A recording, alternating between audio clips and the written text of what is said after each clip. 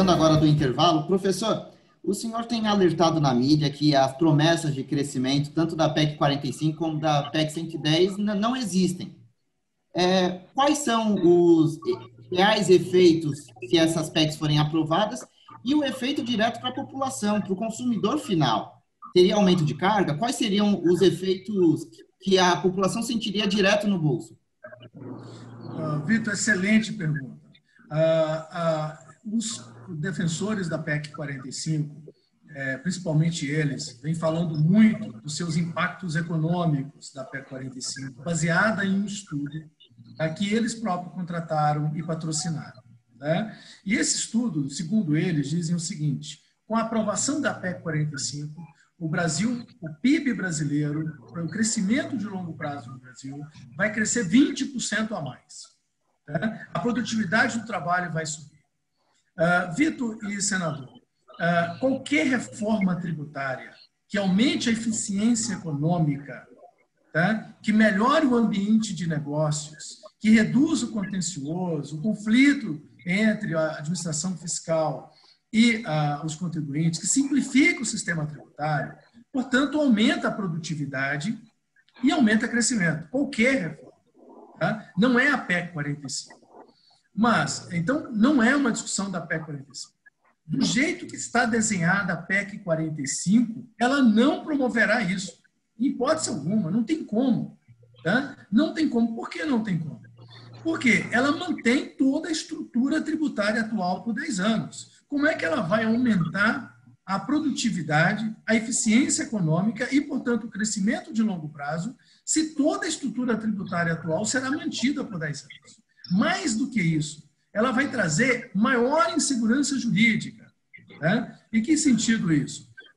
O senador, se me permite, eu não tenho essa conta, mas é possível fazer, segundo nossos colegas juristas, a PEC 45 movimenta mais de 150 artigos da Constituição Federal Brasileira. É praticamente uma reforma constitucional silenciosa e perigosa. Ela mexe desde o artigo 3º da Constituição, sobre os fundamentos da República, tá? Ela negligencia os fundamentos da República, que é promover o desenvolvimento, a redução das desigualdades social, regional, entre outros.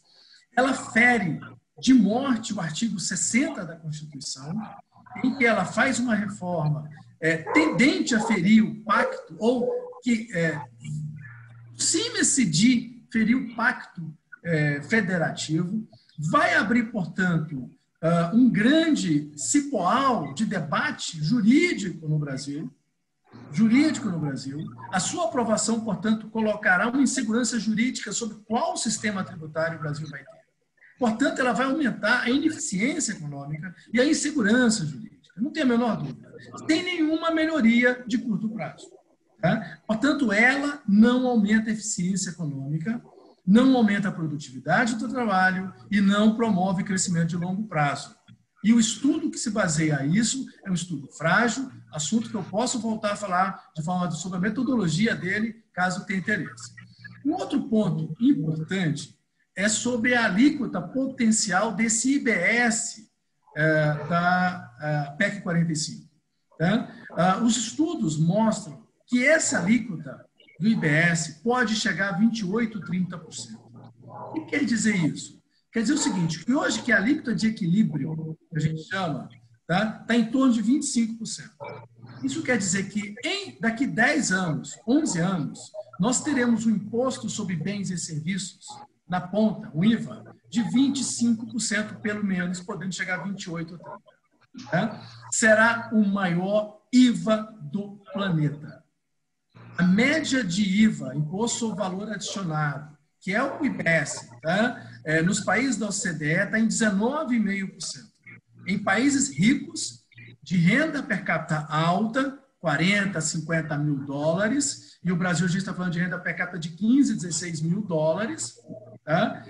Tem um IBS de média de 19,5%. E o nosso já de largada... no mundo, né? Maior tributação de consumo no mundo. O que a literatura já fala sobre tributo sobre consumo? Isso é um dado 100% dos tributaristas concordam com isso, que tributação sobre consumo é regressiva. Em que sentido? Quem gasta mais com o consumo? Quem gasta mais com o consumo é a população que tem uma renda menor.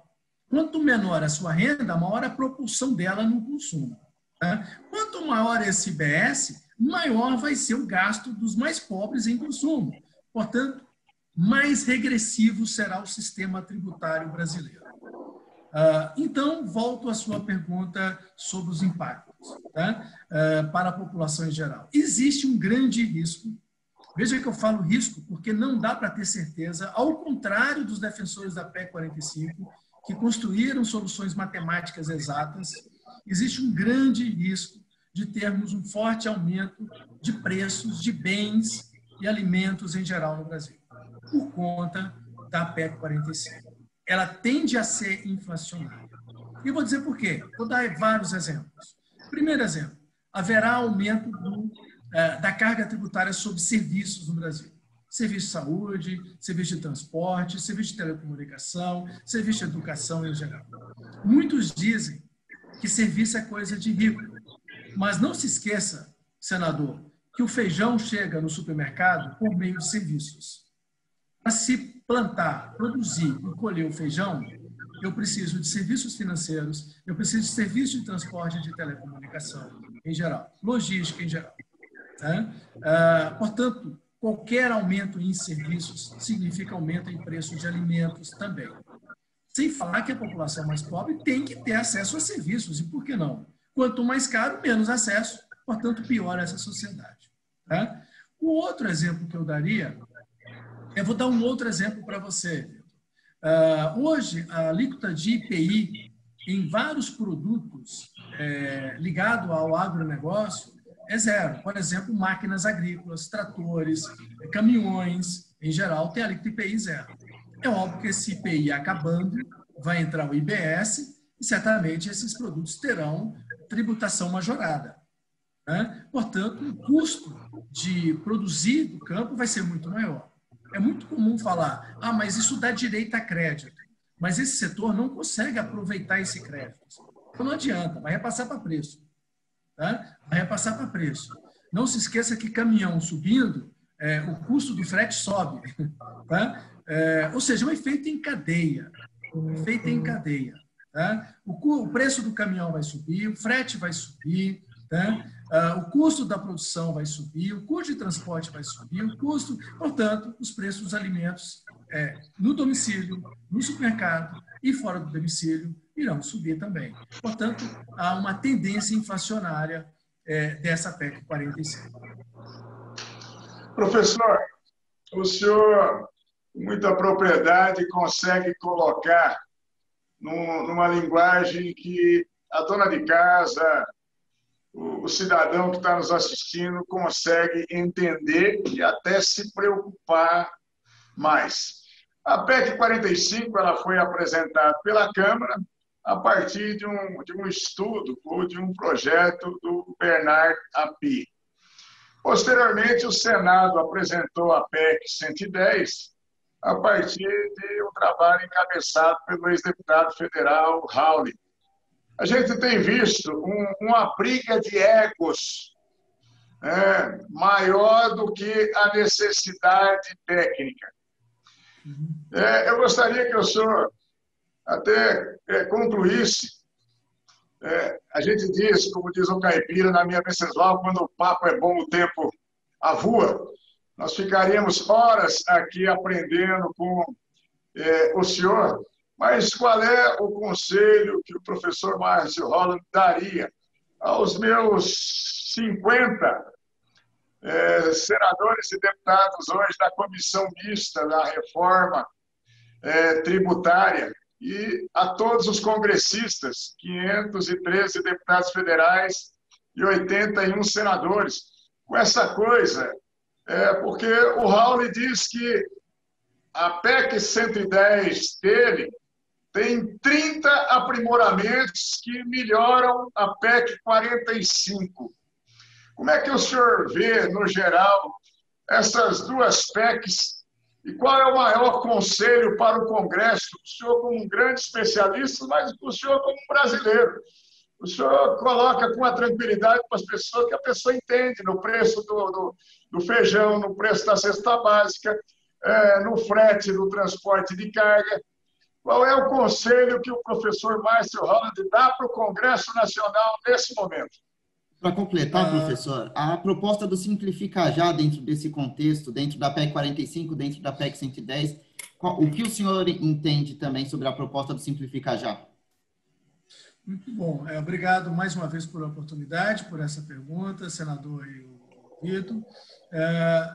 Eu acho assim, eu ao contrário, eu estou até otimista, viu, senador? Eu confio, inclusive, porque tem pessoas como o senhor lá no Congresso, com muita sensatez, muito equilíbrio, tá? E eu tenho certeza que o Congresso tem feito manifestações muito positivas para o Brasil. Eu lembrei da reforma trabalhista, eu lembrei da reforma da Previdência Social. O Congresso tem sido muito aliado da sociedade brasileira nesse sentido, tá? No sentido de promover crescimento de longo prazo. Então, eu sou muito otimista que o Congresso Nacional vai perceber que não pode fazer uma reforma tributária no assodamento, né? Eu tenho certeza que a melhor proposta de reforma tributária hoje, eu vou usar o jargão, né, é uma simplificação tributária. Né? É uma simplificação tributária. Muito na linha das propostas que vem apresentando o pessoal do Simplifica Já. Claro que toda proposta precisa de aperfeiçoamento, precisa de melhoria, precisa de ajustes. Quando a gente ouve juristas propõem alguns ajustes que são muito importantes, porque a tributação está nos detalhes. Detalhe importa muito na tributação, né? Não é um conceito geral de um economista. Eu inclusive, falando contra a minha categoria, tá? O economista ele é muito bom em desenhar o conceito geral da proposta, a ideia geral, tá? Mas o detalhe de uma proposta, a forma de apuração do crédito, entre outras discussões, é algo que é uma redação de bons juristas, tá? De bons juristas. O economista para em algum momento e o jurista continua a partir dali, tá? Outra questão importante que eu avalio, que o Simplifica tem, que é interessante, o Simplifica Já, primeiro, não mexer no Pacto Federativo. Tá? Existe uma discussão muito importante hoje sobre a autonomia de estados e municípios que está na Constituição Federal. Tá? Eu não imagino uma reforma tributária que faça uma reforma constitucional. Não é uma questão de gostar ou não da Constituição, sabe? É uma questão de respeitar a Constituição que temos. Tá? E se tivermos que fazer uma reforma constitucional, vamos abrir os devidos processos, né, de uma reforma constitucional. É isso aí, sensacional. O professor sintetizou um caminho, um facho de luz para o Congresso Nacional. Vitor Marques, meu companheiro de bancada agora e de luta no dia a dia. Professor Márcio Holland, muito obrigado pelo senhor dispor do seu precioso tempo, do seu magnífico conteúdo, mas tenha a certeza, o senhor está ajudando demais o Brasil nesse momento.